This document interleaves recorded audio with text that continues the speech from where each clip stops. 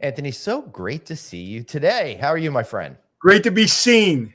Oh, yeah, I love when you're great to be seen. I'm Anthony. Welcome to No Vacancy Live. That's my friend Glenn. You're watching the #1 show in hospitality.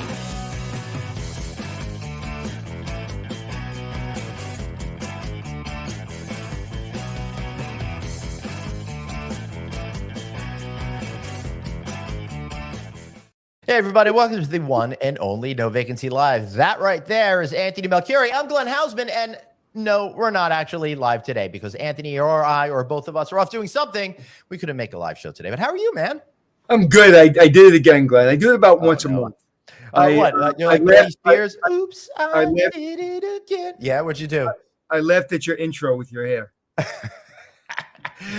I feel like I'm setting the tone. I'm saying the tone wrong because today's supposed to be a more serious type of show because we're going to be speaking about real issues out there that are affecting human beings every single day. And I'm talking about workplace violence in hotels and that sort of thing. And hey, that's a pretty difficult, thing for us to wrap our heads around, that the thing we love so much, people could actually get hurt being in those environments.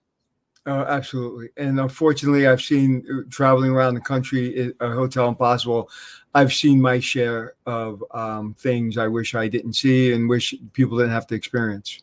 Yeah. Now, today, we've got an amazing CEO. Her name is Yasmine Mustafa. She's not just a social entrepreneur, but she's the CEO of Roar. Go to roarforgood.com. They do panic buttons for hotels to keep workers safe. But this is more of your story. This is more your passion. You're not looking to just cash in for a buck here. This is something you believe in. This is something that's affected your life. Yasmine, welcome to the show. It is great to see you today. Thank you. Thank you so much for having me. It was really cool to see your intro and all the people that I was familiar with in there. That's cool. And be on the show, so. Yeah, that's great. So for those of you who don't know, Yasmine came to the United States when she was 8 years old from Kuwait, but is a Palestinian by birth. And you came here and at some point found out you're undocumented and began working in hotels. How did that all come together? And how did that lead you to your life's mission today of protecting others?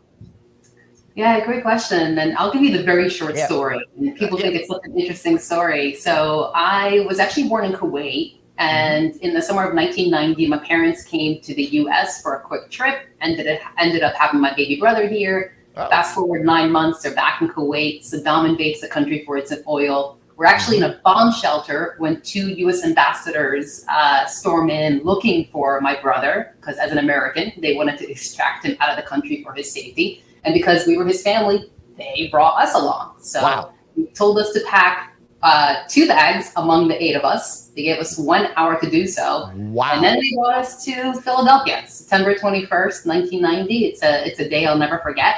Didn't know anyone, didn't speak the language, and to the point that you mentioned earlier, fast forward 7 years in high school, I'm applying for college, and I find out that I am undocumented. That even though the embassy had brought me to the country, somehow the paperwork didn't process, and worse yet, the clock had reset. So the previous 7 years didn't count. And goodness. Yeah. So what did you do? What kind of a situation that put you in? Because obviously you needed to work, but you're not going to go back to some other country. Yeah, well, as a 15-year-old, I didn't really have much choice in terms of the situation. It really meant for me, I couldn't get my driver's permit like my friends were doing. I couldn't get my license. I couldn't apply for college. So really just basically put my life at a complete standstill. And then just to make things worse, just to get them a little bit more complicated after high school, my dad decided he had enough. He packed 2 bags and left the country. And oh, gosh. The next day, we learned that he'd stopped by PNC Bank. Along the way, it took all the family savings with him, leaving us with nothing. And so at the time, I was 19, and I didn't really have much choice. And so that's when I started working in the hospitality industry in restaurants, not hotels. And it was very eye-opening for me. So when did you come along and realize that this workplace violence was an issue? Did it something this started to happen to you and people that you knew when you were working in restaurants? Yeah, sexual harassment in the hospitality industry, especially in restaurants, is the worst out of any industry. So 90% of servers, unfortunately, battle this. And as you can imagine, in restaurants, you really make wages off your tips.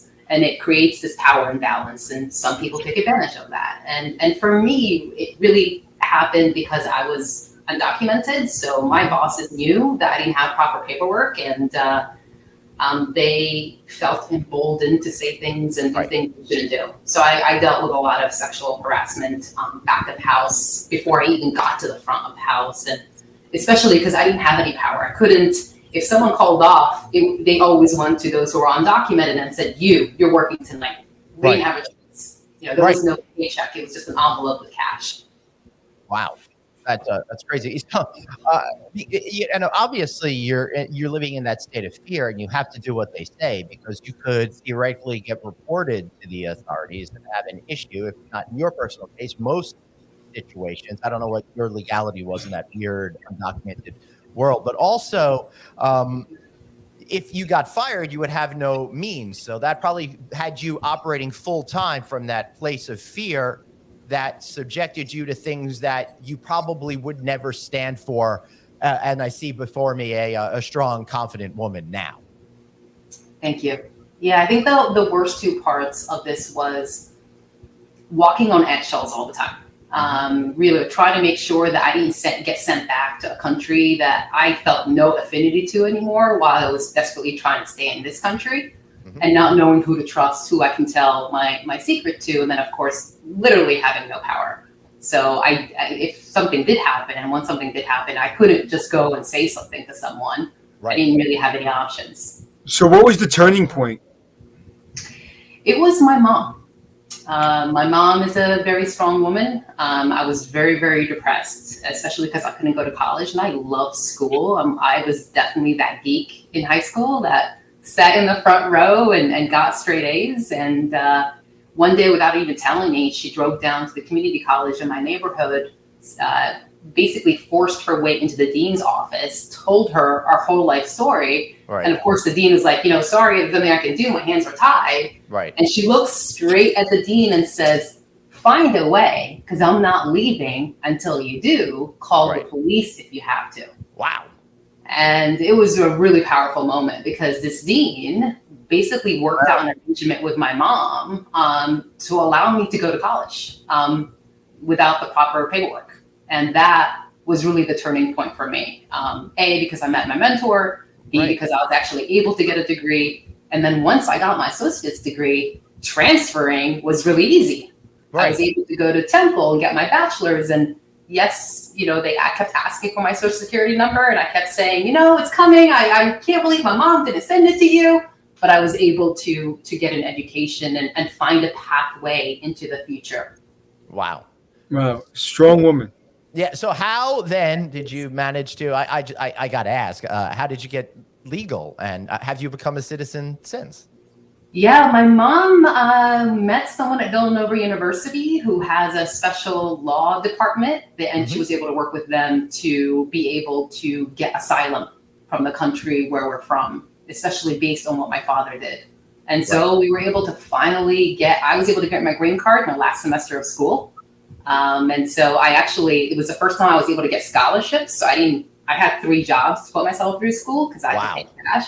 But I was able to get scholarships, so the full semester paid for. And then I did the smartest thing, thanks to a boyfriend at the time. I took out a $10,000 student loan, knowing I would start my first business, but not knowing what it would be. But at least having so you had some sort of money available.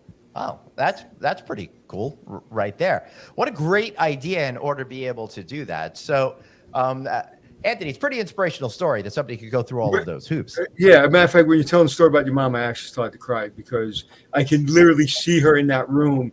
And a lot of people born in this country, born with papers, born with all the blessings that we have in this country, don't understand that moment. Like that moment, you said it in a way that you made me understand it and feel it. And we've not had that. Like I didn't know I know where the green card is, but I don't know not being documented. I was born with a Social Security card, but this country's built on people like your mother and people like you. So it was really an emotional thing to hear you say that. When was the moment you started to focus on the hospitality industry, the safety of people working in the hospitality industry? Tell me how that started. Sure. Yeah, it started after I became a U.S. citizen. So I became a U.S. citizen 11 years ago on April 19th, 2012 at 10:39 a.m. Awesome. and I do celebrate the day So every cool. year. The first thing I did is I registered to vote. I voted this morning, in fact. And the second thing I did is I got a passport, and I basically planned a 6-month trip around South America. Wow. It was amazing, but everywhere I went, I would meet people in the hospitality business who would tell me if I Why did you plan a 6-month trip around South America? Because it was the first time, Anthony, I felt unburdened by my circumstances. To your point, I wasn't born with a social security number, and there were a couple challenges that I had as a result of that. And I really believe in the concept of the birth lottery. We don't choose our beginning. We don't choose our parents, our socioeconomic class. I lucked out. I mean, I was born in the New York area in the late 20th century. How freaking awesome is that? As an only spoiled child. Well, I'm sure you wanted siblings, though, right? I prefer singleton spoiled. Yeah, See, I had 5 brothers. I have 5 brothers and sisters, and I wished I was an only child for a really long time. Yeah, actually, it was great. But if I must confess, now I would have loved to have had siblings. That once I became an adult and entered that part of my life, I feel like I'm missing something. You would have been socialized better. Yeah, right. Probably. I'm not well socialized. Anthony knows that all too well. But this is your story. I don't believe that for a second. So let's get back to you. So you're feeling that burden has been lifted. You're feeling you could have free movement and autonomy, really, probably for the first time in your life. So you go to celebrate, you go away, 6 months traveling, experiencing, learning, and you came to the epiphany with hospitality. How did that happen? Yeah, a week after I came back to Philly, which is where I'm from and where the company is based, a neighbor that lived in the same building as me went out to her car, and unfortunately, she was grabbed from behind, beaten and raped. Okay. And when I saw that news story the next day, it actually gave me the idea for Roar, but at the beginning, it was very different than what it is today. At the beginning, it was focused on personal safety. What I wanted to do was reinvent safety wearables for women by women, something that had not been done before. So This is back when the Fitbits were all the rage, and thought, well, why not combine the two? Because typically women use pepper spray, tasers, and it's not like when you're being attacked, you can be like, whoa, hold on. Right. Let me get out of my pocket. Okay, now I'm ready. And anyway, so that was the first 5 years. That was the focus for the first 5 years of the business. It was actually really selling it to parents. A lot of dads purchased the wearable. It was a fashionable jewelry that women would wear, and if they felt in distress, they would push the button to reach out to their loved ones. It would share their exact location. How I got into hospitality is in 2018, I started seeing the legislation that was being passed, the hotel panic button bills, basically requiring hotels to get them to protect their housekeepers, especially learning that 58% of them experience sexual harassment on the job. They tend to be immigrants, 70% speak English as a second language, and every day they go to work, they put themselves at risk. They clean about 15 rooms a day, they open the door, and never know what's going to be on the other side. Right. I'll tell you, as a man walking to my room, if the housekeeping person is there and the individual happens to be female, I'm always like, hey, I'm here. I don't want anyone to feel uncomfortable. And I can see how easily that could be. You're doing your job, and then suddenly somebody you don't know is boom right there, and you got this big shopping cart possibly. It's fascinating that our industry took so long to pay attention to this problem. Yeah. I mean, I remember being in meetings early on, and people were like, we don't have the budget for it. And, in my Brooklynese, it's like, well, find the effing budget for it. It's like, what's more important than keeping your employees safe? 100% agree. And unfortunately, Anthony, we still find those people that say we don't have that in the budget. It's a ridiculous statement. It's a ridiculous statement. Then you know what? Cut down on, instead of doing 3 sheets, do 2. Cut down on something. Do something. But like, how can you say I don't have a budget to keep the housekeeper who's going into a room with a stranger safe? That is a complete ridiculous statement. That I would like you to say that in front of your daughter or your wife. Yeah, spot on. Yeah, and so when we learned about this hotel panic button bill, we started talking to housekeepers, we started talking to owners and general managers, and what we learned is from the owner-manager side, they wanted something that, of course, didn't have false alarms. They wanted something that was cost-effective, and of course, they had concerns about liability. And then for the housekeeper side, they wanted something that didn't track them unless they pressed the button, until they pressed the button. And then number two, they were really concerned about parts of the hotel they worked at where it didn't have Wi-Fi, it didn't have cell signal. So making sure the alerts were set no matter what. And so we went off into our lab, our Philly office, and built our Roar Hotel panic button solution to make sure that it did just that. Wow.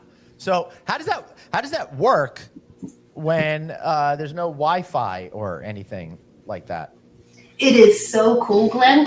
So we patented a Bluetooth mesh system that doesn't need the in-room Wi-Fi or LTE to send the alert. It basically has its own network, and it sends the alert beacon to beacon to beacon until it gets to the gateway to make sure that there's no single point of failure. And then it'll use Wi-Fi or LTE or Ethernet, depending on the configuration of the hotel. We recommend, of course, multiple, again, for reliability, to make sure communication is set no matter what.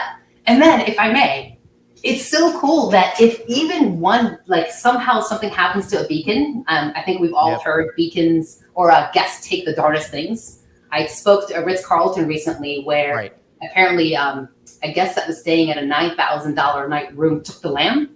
And then they called them and they were like, oh, well, I paid $9,000. So I assumed I could take the lamp. Right. And of course, no, you can't take the lamp. But if they somehow found our beacon and they take it, not only do we know instantly and the property know instantly, but if something happened in that very instant, our alerts are still set because of how we built our mesh to connect with all the other pieces of hardware to make sure our alerts are set no matter what. So I could geek out over the technology all day, but I wanted to make sure we built something that worked. So what are some like common sense things that people could do to protect themselves in the worst workplace if they're in the if they're in the housekeeping environment or other areas of the property? If they're a staff member or guest? Let's start with staff and then we can move on to guests. Yeah, well, the first thing is, I mean, it really depends on the management of the property. Unfortunately, hotels are just they're more at risk because they tend to be large. Workers tend to be working alone. So the first thing is, and some hotels have done this, especially during COVID, is if you could make sure that you're working near another staff member so that if something did happen, you know, they can be right there. Or because a guest could see that there's someone else there and deter it from happening in the first place. That's probably the best thing in terms of preventing it, because it's usually the bad actors will look for opportunities to do something bad when there's no one there. Yeah, for sure. What about guests? I find that guests a lot really aren't paying attention. They have a false sense of security and safety when they're in these types of environments. Yeah, I saw an article recently about a flight attendant, and she shared that what she does immediately as soon as she goes into the hotel room is she opens all the closets to make sure there's no one there. She also checks for cameras. I didn't know that was something that was, you know, a lot of people were concerned with, but apparently in the comment section, it was something that came up quite a bit. Where would you check for cameras? What would be your best? The peephole. Yep. The sprinkler system, the fire alarm system, behind the television, on top of the television. It looks like something that's remote. You know, it could be placed on top of the television. The alarm clock. There's so many places. Yes. Wow. Yeah. When I stay at an Airbnb now, I turn off all the lights. I put the flash on my phone, and then I'll go throughout. And this might be overboard, but I have heard much. You hear about it regularly with Airbnbs. Not to say that all Airbnbs have that, but that story seems to come up frequently. Please continue. That's it. I do that every place I go to make sure there's none. And the good news is I've done it, maybe a half a dozen times, and I've never found a camera. Right. Wow. But basically, if it's blinking, if you see a blinking like red, you know that there's a camera. Yeah, for sure. And also somebody who's not too bright, that's not smart enough to hide that blinking red light, which is pretty obvious. I remember a number of years ago, I think it was like 2015 or 16, this book came out called The Voyeur's Motel. Have you ever heard of this? It was about a guy who had a motel, and he basically had a secret corridor, and he could spy in all of the rooms and like recorded it and did all sorts of stuff for like decades. It was it's pretty crazy story. Yeah, and it's interesting that a lot of hotels don't even have policies for housekeepers that whether you keep your door wide open with the cart jammed in front of it or keep your door locked and double lock it and don't let a guest in until you're finished, or you open the door and you leave and let them come in. So there's so many hotels that don't even have a stated policy. Anthony, what would be your best practice in that particular circumstance? I would talk to the housekeepers and ask them what they are feeling most safe. What makes them feel better? Is it keeping the door open and doing buddy team where there's two people in the room? Is it locking the door? So it really depends on what my housekeeping staff wants, and but there will be a policy that we all follow to make sure everyone, because you can't keep them 100% safe. But if they feel that you're doing everything to make them safe, then that's all you can do. Right. I don't think anyone has an expectation of complete safety. I mean, I'm standing here and a plane could crash on the house, right? I mean, you never know what's going to happen. But if you don't try to protect people, that's where you're going to run into trouble, I think, ethically and legally. It's interesting. Right as I moved into this house, 8 blocks away, we had the second worst disaster in American history. The plane crashed on 134th Street, not too far from where I live. So you're right. You never know. Right. For sure. So, Anthony, in your experience, have you seen, as people have become more aware of this issue, do you think it's helping? And do you think there's fewer instances now, or is it maybe the opposite? Maybe more just being reported now? I really can't speak to what is more or less, but what I can say is managers seem to be more alert and more, like, again, having AHLA and all the other associations demand legislation and demand that we have the safety buttons for housekeepers is common sense. And so I think there's more alert to it. I think from the guest standpoint, I think most people double lock their door. I think from a housekeeping standpoint, housekeepers are a little bit more aware. And especially in the brands where there are standards to, carrying the panic button, and also either, again, keeping the door open, locking the door, depending on the brand, depending on the department. Yeah. Interesting. Yasmine, one of the other things I'm seeing, an issue that's kind of like this is more anti-human trafficking efforts. And I'm seeing signs posted throughout hotels, and I'm seeing it's really now something that people are conscious of. Every airport I go to seems to have something. And I see these in the men's rooms. If you're having an issue, call this number or do whatever. I guess they're in women's rooms. Are they in them more frequently, do you think? Because every time I see them in a men's room, I'm like, I hope they're in the ladies' rooms and stuff like that, and other places where women would be, because I think they're more subject to this sort of thing. Yeah, no, it's becoming more common. I think I saw something that Marriott has now provided anti-human trafficking training to like over 1 million workers, and it's becoming more and more standard thanks to organizations like Loris and others are making sure to raise awareness and show people what to look out for. What's been interesting is our buttons have actually been used when someone's seeing suspicious behavior to get someone to that location much quicker. And what's frustrating as a person that traveled around the country doing Hotel Impossible, you went into these motels that have owners that don't care. They do not care if you're selling drugs, if you're making drugs, if you're selling people, you're prostituting people. They don't care. They don't care if there's criminal activity. All they care of is getting that $20 or $40 or $50 a night. And really, and I mean, I've seen horror shows. I've seen where I put myself in harm's way because we've seen things, me and my crew, that were just really, reprehensible. So it's really horrible. And I think brands have to be the catalyst to really demanding standards. And I think the brands have done a good job. It's when they pip, property improvement plan people out of the system where these individuals now don't have a brand and they don't have standards, and they're just trying to make their mortgage. And it's horrifying how much that people can sleep at night knowing what goes on in their hotel. You're taking a family that's on vacation, putting them next to a crack addict, putting them next to all kinds of activity, and with no shame. It's incredible. Yeah. Well, fortunately, there's laws in place now that these panic buttons are important. I encourage everyone to not only follow the law, but also check out Roar for Good. You can find them at roarforgood.com. Great CEO and co-founder. Yasmine, any final words before we let you go? Oh man, thank you for having me here. I guess the last thing I wanted to say, Anthony, because I really appreciate what you just said, because it's something that I think a lot about as well, and I've been talking to friends about, is an interesting standpoint is how the buttons have been used to help guests as well. So those who, I've heard a few stories where a guest was experiencing an overdose in the stairwell or in a room, and a housekeeper was able to use the button to get someone there. Just heard a story last week about a housekeeper who found a gun in a room. It's the first time she ever used a gun. Wow. Or she's ever seen a gun, and she was able to get security there. Guests that are fighting and they're using it to de-escalate situations, getting security there. So the whole point of making sure that the staff and guests are safe, it just has other benefits as well. And yeah, try to do more with brands in terms of what we can do to get more awareness, especially to the smaller hotels that think this is something to check off of the box, and so they're not necessarily feeling the urgency behind it. So if you have any ideas there, I'd love to talk. But yeah, if anyone wants more information, I'm happy to talk to them. Great. And please, again, check them out, roarforgood.com. Thank you, Yasmine. We really appreciate you. Thank you. Thanks. Thank you.